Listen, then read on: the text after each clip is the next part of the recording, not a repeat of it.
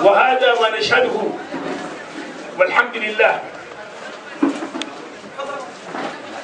الشيء الآخر الذي ينتظره المعتقل السياسي وهو يناضل في أن المبادئ التي عمل من أجلها واعتقل من أجلها ما زال ساريا في الشارع، وهذه هي مهمتنا نحن جميعا في أن نواصل النضال حين إسقاط هذا النظام نهائيا.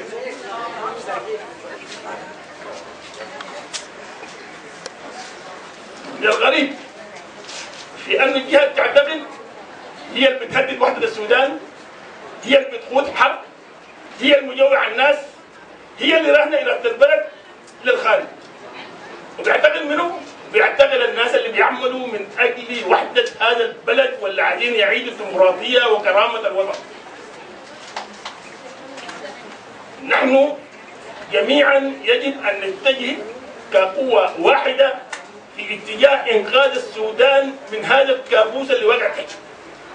وده يتطلب نضال حقيقي، لا نكتفي فقط بنقاط احتجاجية دي شكل من الأشكال، ولكن يجب أن نخطو خطوات أخرى. يجب أن نكون قوة بتاعت مقاومة في كل حي وفي كل شارع وفي كل مكان، ونتنظم في سبيل أن نتحرك حراكا حقيقيا من أجل إسقاط هذا النظام. هذا النظام نظام هش، نظام يعتمد فقط على أنشطة قمعه، وعشان كده بيتم اعتقال كل من يناضل وكل من يعمل في سبيل إسقاطه وفي سبيل تغيير هذا النظام. إننا أقوياء، هذا النظام في اتجاه الضعف عام، قواه تتناثر، كان قوة عسكرية ولا أجهزة بتاعت أمن ولا شباب أم كبار. في الأقاليم نرى ما بيحصل بالنسبة للمؤتمر الوطني والصراعات الدائرة فيه. في المركز نرى ذلك. الوضع الاقتصادي احنا شايفينه، هناك جهات بتعمل على أساس أن يتم مساومة مع هذا النظام عشان يكون جزء من النظام المرة الجاية. لا، نحن لا نرضى بهذا. يجب أن يذهب هذا النظام وسياساته كاملة. حرية سلام وعدالة، الثورة خيار الشعب. حرية سلام وعدالة، الثورة خيار الشعب.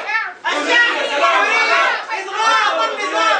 الشعب يريد إسقاط النظام. الشعب يريد إسقاط النظام. الشعب يريد إسقاط النظام. وده ما بيتحقق إلا من خلال وحدة الجماهير والوقوف بقوة مع بعض وتنظيم نفسنا ونستنهض حركتنا في سبيل إزالة هذا النظام إزالة نهائية.